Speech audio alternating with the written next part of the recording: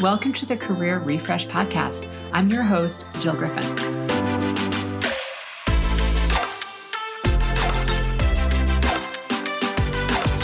I'm a former media and marketing executive turned career strategist and executive coach. I spent my career working my way up and through the ranks of global organizations and startups, and today I show others how to do the same. Join me each week as we discuss the strategies and actionable steps to leverage your strengths, increase your confidence, and develop your career well-being. Ready? Let's do it.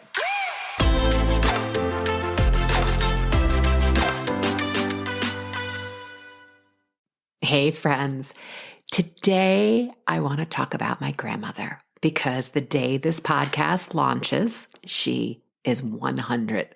100 years old, friends. That is some good American Ukrainian stock. She's always believed in movement and eating well, but I wanted to share a bit of her story and talk about some of the memories that have really shaped and impacted my life. And when I was thinking about her as we're well on our way to planning what we're going to be doing with her, is that there are some major themes that have popped out in her life. And that's service, creativity, health, family, friends, and mindset. So digging into the first theme is service. She worked in a boarding house in Jamaica, Queens that her mother ran, and she always made sure that the tenants were cared for, whether it was a warm meal, friendly conversation, because many of those tenants were new immigrants to the United States. And she was doing this as a teenager. I believe it was as young as 12 or 13 that she was, cleaning the rooms, changing bed linens, making sure cooking meals for the tenants, the things that would be done in a boarding house back then. And having someone, I think, that just sort of understood your journey and knew a bit about what you were going to go through and lending a warm ear. I just imagine like that level of service was just a relief to so many travelers and people. She eventually met my grandfather at this boarding house, and like many people her age, she didn't have a very long formal education, but her learning never stopped. She eventually got jobs, both of them actually got jobs as factory workers in a bookbinding factory, Country Line Press, for anyone who knows New York history. They were a book publisher on Long Island. They even had a train stop on the Long Island Railroad, which of course made it really easier for many of the workers from New York City and the boroughs to be able to get out to Long Island to have employment. And there they always were connected to their colleagues and community, again, being of service. There was always a casserole prepared if someone had lost a spouse or had a child sick. We were always talking about these things. And my grandfather passed away in, I think it was like 1994. And I remember that a man from the factory showed up at the funeral home. He was a new employee way back when, and he remembered my grandparents and how loving they were to each other, but also how kind they were and how they were always being of service to their fellow workers. I mean, this is like 40 years post-retirement. I mean, this guy had to be 16 or 17 years old when he first started working there. So I just remember him coming in saying that he saw the notice on the in the employee cafeteria on the community bulletin board. And he was like, wow, I remember those people. I'm going to show up for them the way they showed up for me. And he told me that day. I just think about that. And I'm like, talk about building connection and community based on service. The next theme is creativity. So because it was bookbinding, there was always extra paper, and the employees were allowed to take the scraps of paper as they were in the big cutting machines. So my grandparents had always made weird shaped paper, and then they would make pads out of it. And my grandmother was always bringing it to us that we had, places to draw, or if we were at their house, they were always the wackiest shaped pads, but it was awesome because it was like really good cardstock because it's book cardstock. So we had things that, we could paint on and it wouldn't sink through and ruin her like wood table. Again, just a sweet memory of her creativity and like playing with all the different shapes of pads. Also, her love of travel and exploring, definitely the idea that America's backyard is our national parks and making sure that we did that and traveled and saw. I mean, now I've been to 49 states and over 50 countries, but back then I was one of very few that had the opportunity to travel by car and by camper or tent to travel across the United States and really see the beautiful country that we live in. Her love of nature, she had a garden that was like crazy big. And I just remember even like her creativity of what she would make coming from the garden. And of course, I always remember those grilled cheese and tomato sandwiches. Also, her creativity, I think, came up through food, and because she was Ukrainian American, making pierogies, or in our family, because we were Ukrainian, the varnaki, right? Those little potato and cheese filled, or some families use other stuffing to fill those little dumplings. And she had committed to memory the recipe. And thankfully, my mom and my aunt would trail her at one point to measure everything that she was doing to make sure that they got that recipe down. And yes, we have the recipe, everyone.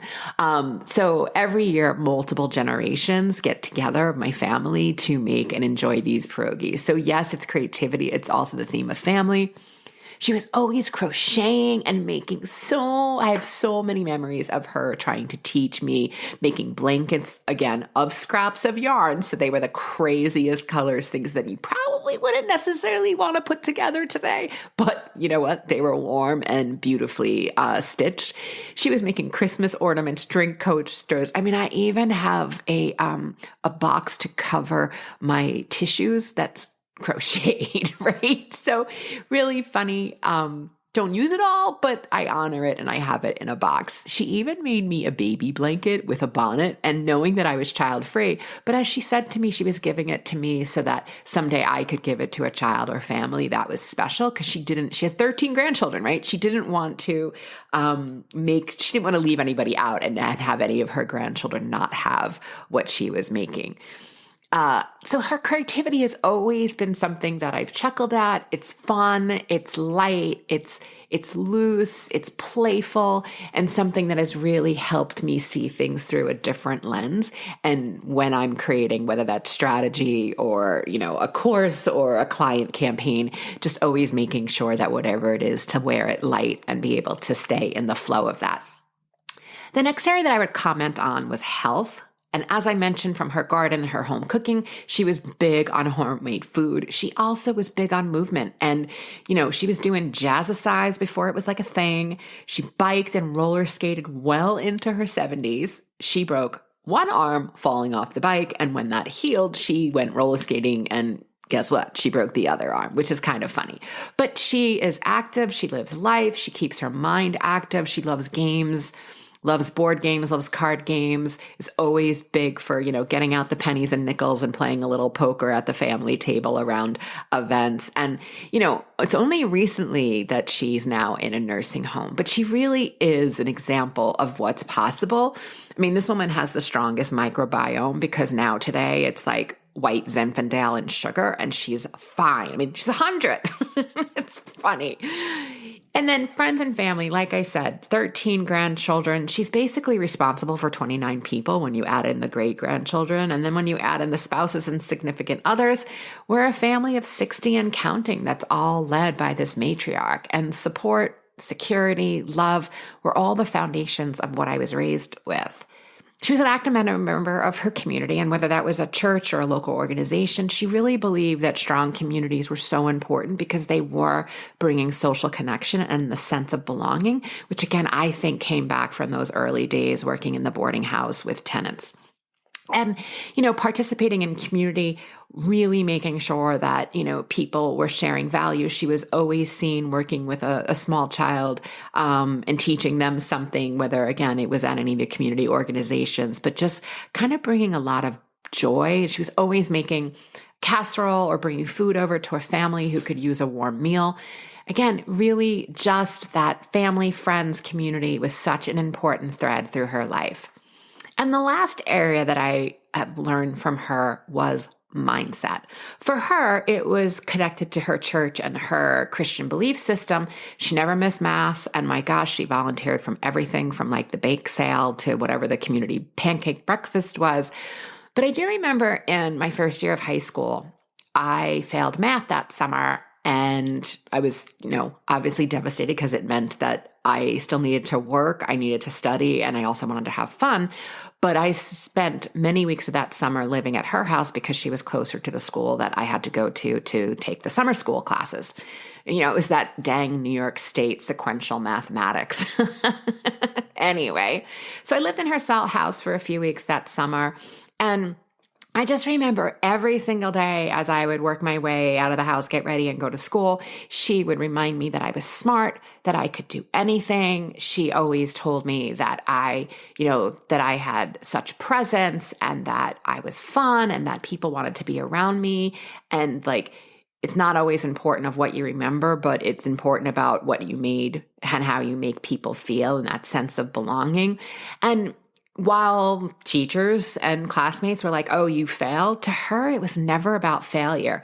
Her thoughts on failure is really what gives me my belief today of all right, I guess there's another way to do it. And whatever that it is, achieve it, win it, fix it, go after it. It's just not that big of a deal.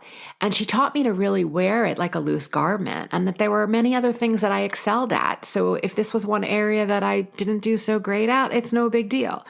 And just for grounding purposes, because until thinking about this episode and honoring my grandmother, I kind of forgot about failing math in freshman year. But I went on to lead campaigns, budgets, and divisions of companies that were well over $100 million, and there was never a problem. Okay, people, so don't worry, all is well. And listen, my grandmother's life was not without pain, disappointment, hardship, grief. And I'm not going to go into any of those details, but what she gave me was a huge belief in possibility. And it's really what anchors my belief system today, which has served me well as I continue to strive for and create what's possible. So friends, honor the wisdom around you wherever you find it in whatever forms, okay? That wisdom is priceless. Have a great week. And here's to possibility. Hey, thanks for listening to the Career Refresh podcast. If you're enjoying this and you want more information, go to my website, jillgriffincoaching.com. There you can find information on how to work with me one-on-one or my group programs, or even bring me into your workplace. I'll put the link to my website in the show notes. But hey, listen, before you go, do me a favor, rate and review this podcast because it definitely helps me get the word out to people everywhere so that they can also thrive in the workplace. All right, friends, I appreciate you. I'll see you soon.